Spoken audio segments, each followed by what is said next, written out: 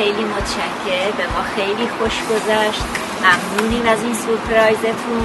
انشالله تهران همدیگر رو میبینیم تلافی. من لذت بردم، فقط جای خودت خیلی خیلی خالی میذارم.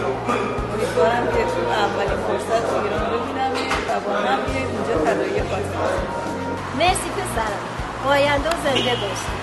خیلی خیلی بهمون خوش گذشت، واقعا سورپرایز عالی بود. میبوسم پسرم. سورپرایز جون، علی جون خیلی ممنون، به ما خیلی خوش گذشت. جاتون واقعا اینجا خالی بود. هیچگاهی دست در نکنه، یه عالمه دوست دارم. خیلی خوش گذشت به ما.